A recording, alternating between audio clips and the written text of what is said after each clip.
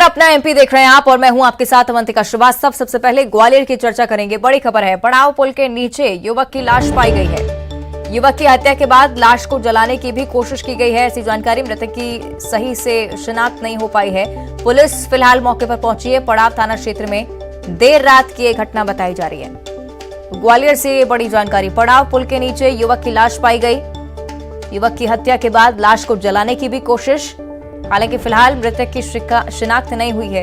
Police मौके पर पहुंची, इस पूरी घटना की जांच की जा रही है। घटनास्थल की ये तस्वीरें आपको दिखा रहे हैं। पुलिस अब पड़ताल में जुटी हुई। क्या एंगल रहा, कौन है व्यक्ति जिसकी हत्या की गई है, इसको लेकर लगातार अब पुलिस तफ्तीश कर रही है। तो पड़ाव थाना क्षेत्र में देर रात की एक घटना है और अब इस वारदात के बाद से ही सनसनी फैल गई पूरे क्षेत्र में।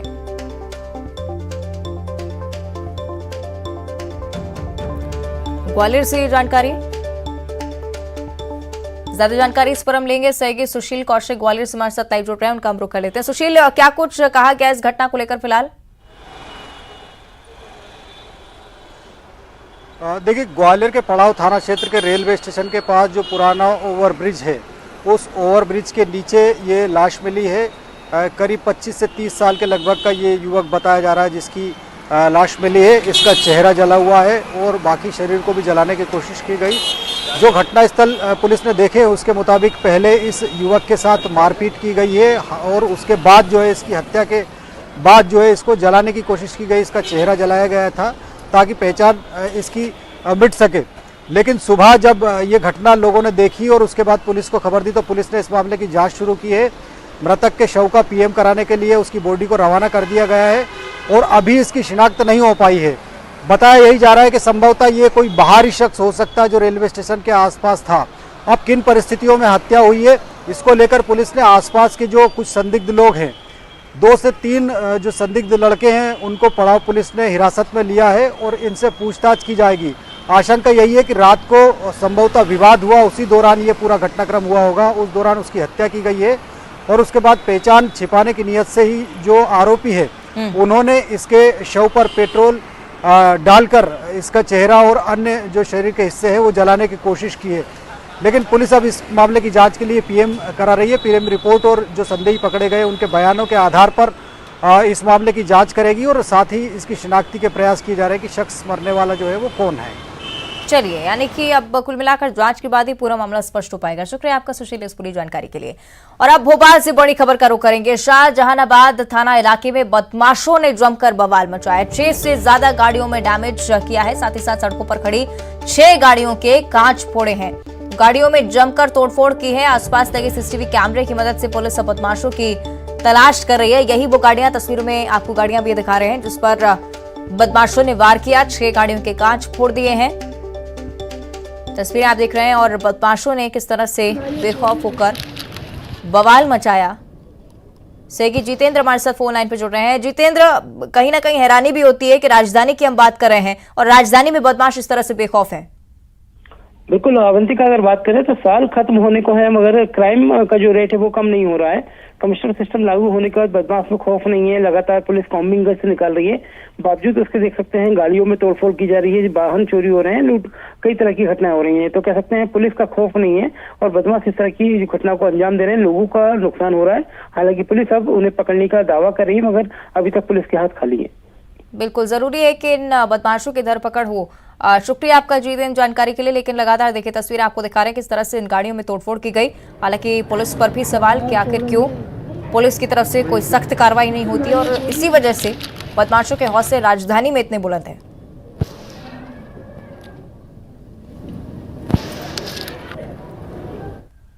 आगे बढ़ते हैं, बात करेंगे राजधानी भोपाल को। मां भारती ने सफाई दी है अपने बयान को लेकर। उनका वीडियो लगातार वायरल हो रहा था। बीजेपी को वोट देना जरूरी नहीं है, लोधी समाज के कार्यक्रम में उन्होंने कहा था और इसी बयान पर उन्होंने सफाई स्पष्ट की है। तो पूर्व मुख्यमंत्री उमा भारती ने एक के बाद एक 10 ट्वीट किए जिसमें उन्होंने विस्तार से लिखा है कि मैं बीजेपी की कार्यकर्ता हूं, बीजेपी के लिए काम कर रही हूं, मोदी जी हमारे नेता हैं, लेकिन फिर भी राजनीतिक बंधन से ऊपर उठकर लोगों को वोट देना चाहिए। साल 2018 का भी जिक्र इस ट्वीट के जरिए लिखा है कि विधानसभा के चुनाव में कुछ विधानसभा क्षेत्रों से मेरी सभा से पहले लोधी समाज ने कुछ लोगों ने फोन किया था और सभा रद्द कर दी जाए, इस बारे में भी अपील की गई थी। और तमाम ऐसे वाकया जिनका कहीं ना कहीं उल्लेख देखने को मिलता है इन ट्वीट में। सही शैलेंद्र हमारे साथ लाइव जोड़ने का हम रुख कर लेते हैं। शैलेंद्र, उमा भारती ने सफाई दी है अपने बयान को लेकर, लेकिन साफ तौर पर कहा है कि ये जो बयान था वो सही था, उसमें मैं बिल्कुल भी उसे वापस नहीं लूंगी। अब कहीं ना कहीं ये भी कि पार्टी से नाराजगी को लेकर भी कहीं ना कहीं बात सामने आ रही थी कि नाराजगी की वजह से उमा भारती ने ऐसा कहा है।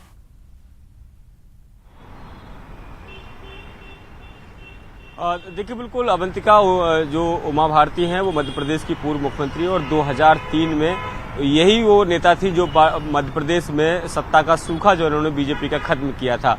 और अब जो है वो अपने बेबाक बयानों के लिए जानी जाती हैं। कई बार इस तरह के बयान वो दे देती हैं जिससे उनकी पार्टी के लोग ही मुश्किल में पड़ जाते हैं और उनके प्रवक्ताओं और नेताओं को जवाब देते नहीं बनता। और कुछ इसी तरह का बयान उनका ये है, क्योंकि मध्य प्रदेश के लिहाज से अगर बात करूं तो मध्य प्रदेश में भले ही विकास के मुद्दों को तरजीह दी जाती हो सभाओं में, लेकिन असल बात तो ये है कि जो जातिगत समीकरण होते हैं उसी के आधार पर टिकट वितरण होता है और उसी के आधार पर जो है लोग जीत कर भी आते हैं। मध्य प्रदेश के लिहाज से अगर बात करूं तो 51 से 52% यहाँ ओबीसी वोटर है, और यही कारण है कि मध्य प्रदेश में जब से बीजेपी की सरकार आई है तब से लगातार ओबीसी का ही मुख्यमंत्री है। ऐसे में उमा भारती का ये बयान कि आवश्यक नहीं है कि मैं लोधी समाज से आती हूँ तो सारे लोधी समाज के वोट जो है वो बीजेपी को वोट करें, ये उन्होंने अपने बयान में कहा था। और उन्होंने आज जो सफाई दी उसमें ये कहा कि उन्होंने जो बयान दिया था उस पर उनको कोई खेद नहीं है, ना ही वो उसका खंडन करना चाहती है, बल्कि वो ये बताना चाहती है कि आखिर उन्होंने इस तरह का बयान क्यों दिया।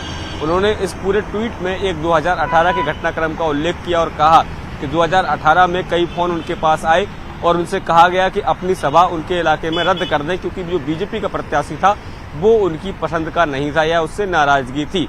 इसको लेकर उन्होंने कहा कि हमने पहले भी अपने समाज के लोगों को ये कहा है कि यदि आप चाहें तो जिसको चाहें उसको वोट दें, आवश्यक नहीं है कि आप भाजपा को वोट दें। इसके साथ ही एक बात उन्होंने और महत्वपूर्ण कही है कि इस बार का जो मंत्रिमंडल है उसमें क्षेत्र का हिसाब नहीं देखा गया, जातिगत समीकरण नहीं देखे गए, यानी कहीं ना कहीं उमा भारती की नाराजगी जो है वो पार्टी के प्रति है। हालांकि वो कह रही है कि वह भाजपा के साथ खड़ी हैं, उनकी रीति नीति के अनुसार काम करती हैं और मोदी जी उनके नेता हैं। इसके साथ ही कांग्रेस के नेताओं को ताकीद करते हुए उन्होंने कहा कि कांग्रेस के लोग इसमें बीच में ना आए, ये पार्टी की विचारधारा की बात है और मैं पार्टी के अनुसार ही काम करती हूँ।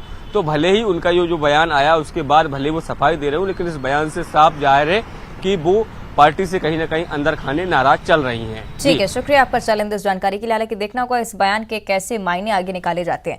आगे बढ़ते हैं, जबलपुर से बड़ी खबर का रुख करेंगे। उच्च शिक्षा मंत्री मोहन यादव ने उमा भारती के सुर में सुर मिलाए हैं। शराबबंदी आज नहीं तो कल करनी ही पड़ेगी।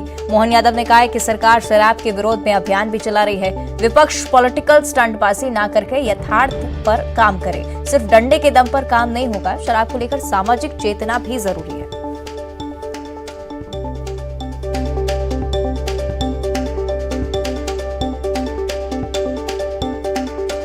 सज्जन सिंह वर्मा जी वो अपने आप में झांक के देख ले, वो हम ये मान के चलते कि माननीय मुख्यमंत्री के नेतृत्व में लगातार प्रयास कर रहे हैं। आप बताइए, उनके इतने शासनकाल में एक दुकान नई नहीं खुली है, ये उनकी प्रतिबद्धता बताती है कि वो शराब के प्रति क्या दृष्टिकोण रखते हैं। लगातार शराब को लोग न उसका उपयोग करें, इसलिए वो मद्यपान के विरोध में अभियान चला रहे हैं। लगातार इस वातावरण का फर्क पड़ रहा है और हम सब समझ सकते हैं कि केवल डंडे के बल पे बहुत सारी बातें नहीं हो सकती है। शासन के साथ साथ सामाजिक चेतना भी आवश्यकता है, जन जागृति की जरूरत है। और मैं उम्मीद कर रहा हूं कि ये केवल पॉलिटिकल स्टंटबाजी न करके यथार्थ में वो भी काम करे, हम भी काम करें और समाज में इस बात के लिए सबको जाना चाहिए कि ये शराबबंदी अंततः करना ही पड़ेगी। इधर कांग्रेस ने बुधवार को राहुल गांधी की सुरक्षा में चूक के मामले पर गृह मंत्रालय को एक चिट्ठी लिखी थी। इसे लेकर सीआरपीएफ ने केंद्रीय गृह मंत्रालय को जवाब सौंपा है। सीआरपीएफ ने गृह मंत्रालय को बताया कि राहुल गांधी ने 2020 से अब तक 113 बार सुरक्षा के नियमों का उल्लंघन किया है। सीआरपीएफ के मुताबिक कई बार भारत जोड़ो यात्रा के दौरान भी ऐसा हुआ। सीआरपीएफ ने कांग्रेस के आरोपों पर गृह मंत्रालय को बताया कि गाइडलाइन के मुताबिक ही राहुल गांधी की सुरक्षा का इंतजाम किया जाता है और सीआरपीएफ के मुताबिक दौरों पर व्यक्ति की सुरक्षा का जिम्मा राज्य सरकार की पुलिस का भी होता है। और आपको ये भी बता दें कि कांग्रेस लगातार उसको लेकर सवाल उठा रही थी। राहुल गांधी की भारत जोड़ो यात्रा में सुरक्षा की चूक का आरोप लगाते हुए गृह मंत्रालय को चिट्ठी भी लिख चुकी थी। कांग्रेस का आरोप है कि दिल्ली पुलिस राहुल गांधी की सुरक्षा के मुद्दे में पूरी तरह से विफल रही है।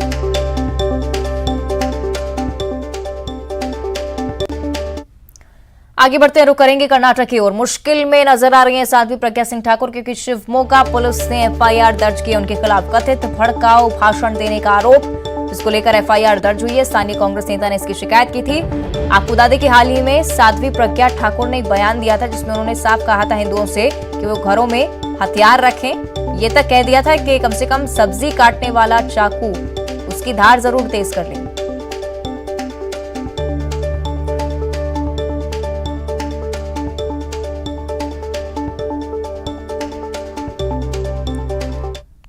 हथियार रखो, कुछ नहीं तो सब्जी काटने वाला चाकू जरा तेज रखो। स्पष्ट बोल रही हूँ, जब हमारा सब्जी अच्छे से कटेगी तो निश्चित रूप से दुश्मनों के मुंह भी और सिर भी अच्छे से कटेंगे। इधर स्वास्थ्य मंत्री डॉक्टर प्रभुराम चौधरी ने हड़ताल कर रहे संविदा स्वास्थ्य कर्मियों से हड़ताल खत्म करने की अपील की है। धार के प्रभारी मंत्री और स्वास्थ्य मंत्री ने कहा है कि संविदा स्वास्थ्य कर्मी अपनी हड़ताल समाप्त करें, उनकी मांगों पर शांतिपूर्ण विचार करेंगे। बातचीत से संविदा स्वास्थ्य कर्मियों की समस्याओं का निराकरण होगा।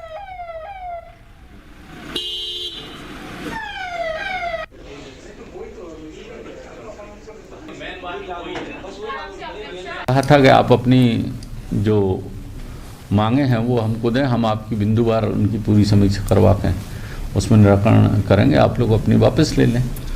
वो वापस आपके माध्यम से भी कहना चाहता हूं कि वो अपने इस टैग को वापस लें और उनसे बातचीत करके उनका सबका निराकरण करें। आगे बढ़ते बात करेंगे जबलपुर की, जहां पर गोरखपुर की पकड़ी गई शराब की तस्करी हो रही थी। कार में भारत सरकार लिखकर तस्करी कर रहे थे तस्कर, और शराब की तस्करी गोरखपुर थाना पुलिस ने देर रात मुखबिर की सूचना पर पकड़ी है। और साथ ही साथ पुलिस को देखते ही कार छोड़कर बदमाश वहां से भाग भी निकले। पुलिस ने कार से 86 लीटर शराब जब्त की है। कार के नंबर के आधार पर कार मालिक की तलाश भी शुरू कर दी गई है। तो जबलपुर से जानकारी, गोरखपुर में पकड़ी गई शराब की तस्करी की जा रही थी। भारत सरकार लिख रखा था कार के आगे, जिससे लोगों को भ्रमित किया जा सके।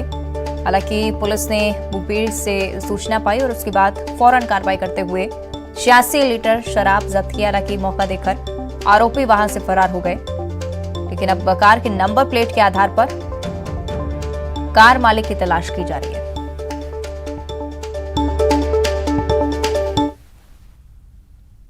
और अब सिंगरौली से बड़ी खबर का रुख करेंगे। गिरफ्त में आ चुके हैं रिश्वतखोर असिस्टेंट मैनेजर अभिषेक त्रिपाठी। रिश्वत लेते गिरफ्तार हुए हैं।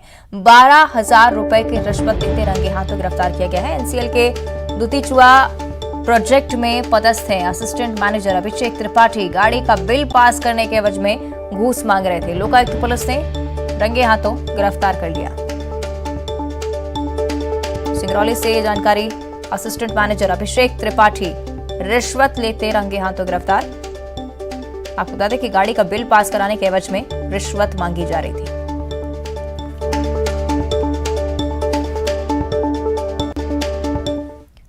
और अब ग्वालियर की चर्चा करेंगे। व्यापारी ने लुटेरे को अच्छा सबक सिखाया। आपको बता दें कि हथियारबंद लुटेरा व्यापारी की दुकान में लूट की मंशा के साथ वहां पर पहुंचा, लेकिन व्यापारी ने इस लुटेरे की जमकर पिटाई कर दी। किराना दुकान में घुसकर व्यापारी से लूट की कोशिश कर रहा था।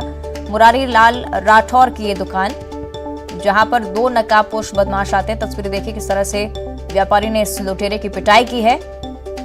साथ ही साथ जो दूसरा बदमाश इसके साथ आया था उसने गोली चलाने की भी कोशिश की। हालांकि व्यापारी के बेटे को ये गोली नहीं लग सकी, क्योंकि मोबाइल उसकी जेब में था और मोबाइल पर गोली लगी है। तो उसके बेटे की जरूर जान बची है, लेकिन बदमाश की किस तरह से पिटाई की व्यापारी ने, तस्वीरें देखिए। करीब 4-4:30 बजे की घटना है, 4 से नगर के पास की। जैसे मुरारी लाल राठौर हैं, ये अपनी किराने की दुकान करते हैं। वहाँ पर उनका कहना है 2 लड़के उनके पास में आए।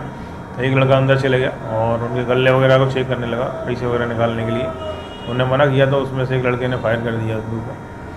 तो एक लड़का तो उसमें भाग गया, एक लड़का उनके द्वारा पकड़ लिया गया था। थाने पर आए, उनमें FIR की जा रही है लूट के प्रयत्न करने के लिए। उसके पैर में भी गोली लगी है, पैर में मोबाइल पे। हाँ, वो मोबाइल था इसलिए पैर में नहीं लगी, मोबाइल में लगी है गोली। और अब हरदा से बड़ी खबर है। धारदार हथियार से युवक की हत्या की गई है। प्रेम प्रसंग के चलते हत्या की आशंका प्राथमिक तौर पर, लेकिन गांव के ही 3 युवकों पर परिजनों ने हत्या का शक जाहिर किया है। आपको बता दें कि मृतक की बहन के सामने ही हत्या करने का आरोप है। परिजनों का गांव में हंगामा भी देखने को मिला। हालांकि पुलिस भी मौके पर पहुंची। दूधगच्छ गांव की एक घटना है और पुलिस अब इस पूरे मामले की जांच कर रही है। तो हरदा से जानकारी, धारदार हथियार से युवक की हत्या की गई है। बताया जा रहा है कि प्रेम प्रसंग का ये पूरा मामला था। हालांकि पुलिस की तफ्तीश के बाद ही पूरा केस स्पष्ट हो पाएगा। मृतक की बहन के सामने ही हत्या की गई, इस बारे में जानकारी प्राप्त हुई है।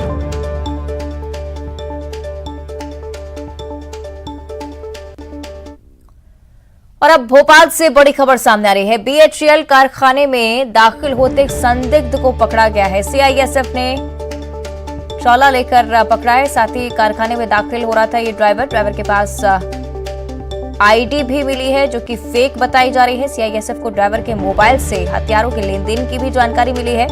तो सीआईएसएफ ने इस ड्राइवर को हिरासत में लिया है। पूछताछ इससे की जा रही है। किसी साजिश के तहत कारखाने में दाखिल हो रहा था, ऐसी आशंका। बीएचईएल कारखाने की हम बात कर रहे हैं जहां पर इस संदिग्ध को दाखिल होने से रोका गया क्योंकि फेक आईडी मिली थी। साथ ही साथ हथियारों के लेन देन की जानकारी भी मोबाइल से मिली है।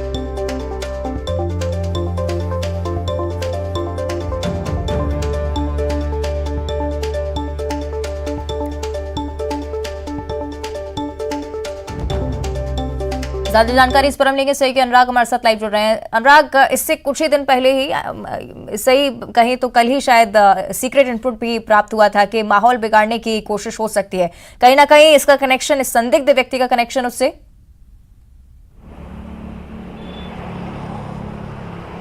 देखिए, पूरा कनेक्शन है या नहीं इस बात को लेकर पड़ताल की जा रही है। केंद्रीय सुरक्षा बल की टीम जो ड्राइवर है जिसको हिरासत में लिया गया है उससे पूछताछ कर रही है और उसके फेक आईडी के बारे में भी पूरी जानकारी ली जा रही है।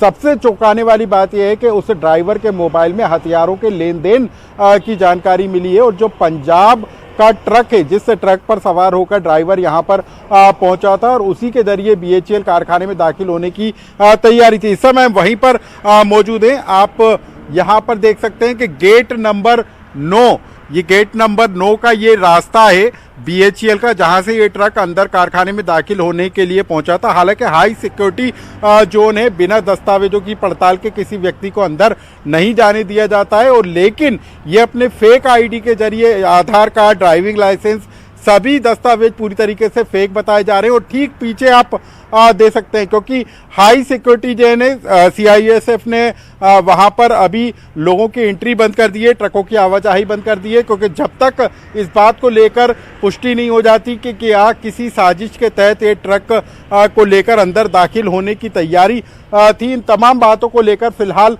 पूछताछ की जा रही है, पड़ताल की जा रही है और ये भी पता किया जा रहा है कि जो मोबाइल में हथियारों के लेन देन से जुड़ी जानकारी मिली है उसका कनेक्शन कहीं बीएचईएल कारखाने के अंदर किसी तरीके की अशांति फैलाने को लेकर तो नहीं था। उन तमाम बातों को लेकर अब जो है पड़ताल की जा रही है और उसी के बाद पूरी तस्वीर साफ हो पाएगी। लेकिन शुरुआती तौर पर ये एक बड़ा मामला जरूर निकल कर आया है और उसके बाद केंद्रीय सुरक्षा एजेंसियों के भी यहां पर कान खड़े हो गए और बीएचईएल प्रबंधन भी पूरे अलर्ट मोड पर आ गया है।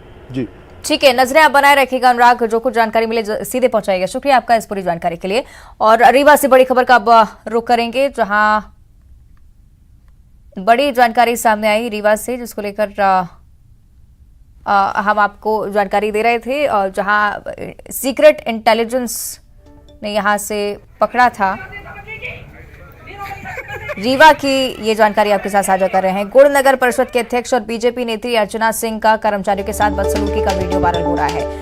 वायरल वीडियो में नगर परिषद के सीएमओ से आपत्तिजनक शब्दों में बातचीत करने के साथ ही एक कर्मचारी को थप्पड़ मारते हुए नगर परिषद अध्यक्ष अर्चना सिंह डांटती हुई नजर आई हैं। 1 महीने पुराना वीडियो है।